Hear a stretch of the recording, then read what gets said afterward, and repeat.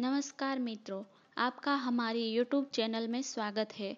जैसे कि दोस्तों आपको पता है, हमारी YouTube चैनल हिंदू देवी देवताओं, पौराणिक मंदिर के इतिहास और रहस्य के बारे में जानकारी देती है।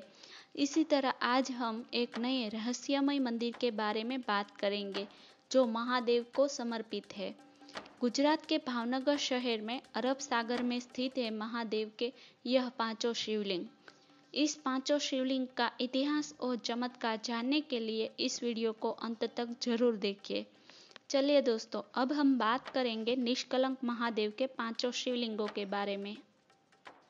दोस्तों, वैसे तो महादेव का दूसरा नाम ही चमत्कार है, उसी तरह हम यहाँ पर बताने जा रहे हैं महादेव के अद्भुत पांचों शिवलिंगों के चमत्कार के बारे में।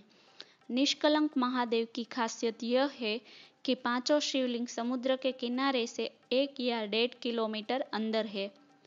दोस्तों, आपको यह जानकर हैरानी होगी कि समुद्र कैसे श्रद्धालु को महादेव के दर्शन के लिए रास्ता कर देता है।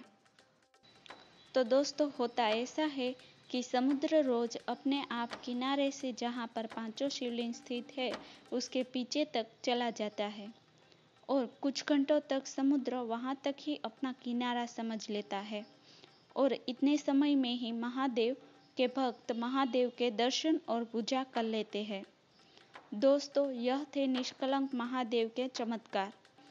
अब हम बात करेंगे कि पांचों शिवलिंगों का नाम निष्कलंक महादेव कैसे रखा गया और इस जगह से जुड़ी हुई पौराणिक कथा के बारे में जो महाभारत काल से चली आ रही है।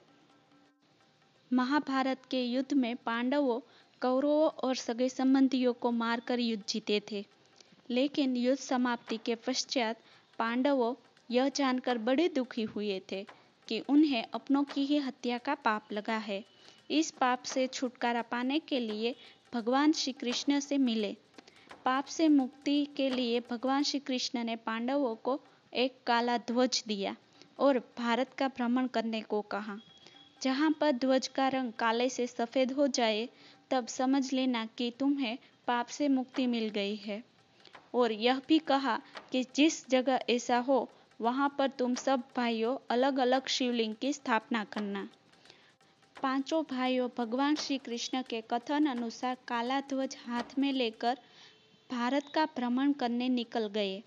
पांचों भाइयों ने भारत के हर जगह भ्रमण किया पर ध्वज का रंग बदला नहीं, लेकिन जब वे वर्तमान स्थित भावनगर के कोल्याक में आए तब ध्वज एकदम से सफेद हो गया। पांचों पांडव बड़े खुश हुए और वहां पर उन्होंने 5 शिवलिंगों की अलग अलग स्थापना की जो अभी तक वहीं स्थित है। और जैसे कि पांचों पांडवों को लगे कलंक से इस जगह पर मुक्ति मिली थी, इसलिए इस जगह का नाम निष्कलंक महादेव के नाम से जाना जाता है। भादव महीने के अमावस को यहाँ पर मेला लगता है जिसे भादरवी भी कहा जाता है, और अमावस्या के दिन इस जगह में भक्तों की विशेष भीड़ रहती है। हालांकि पूर्णिमा और अमावस्या के दिन ज्वार अधिक सक्रिय रहता है, फिर भी श्रद्धालु ज्वार के लौटने का इंतजार करते हैं और भगवान शिव के दर्शन करते हैं।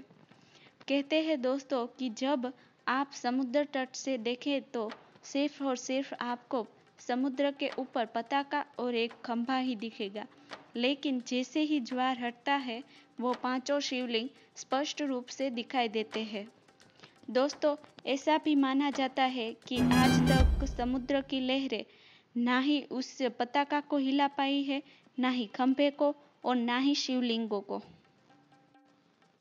तो दोस्तों, ऐसे में भविष्य में इस खास जगह पर जाने का अवसर मिले तो इस अवसर को चूकिएगा मत। कभी आप गुजरात घूमने जाए तो इस शिवलिंगों के दर्शन अवश्य कीजिएगा जिसे निष्कलंक महादेव के नाम से जाना जाता है। आज के लिए बस इतना ही, फिर मिलेंगे नई जानकारी के साथ। और वीडियो पसंद आए तो लाइक कीजिएगा और ऐसे ही कई वीडियो देखने के लिए हमारी चैनल को सब्सक्राइब कीजिए।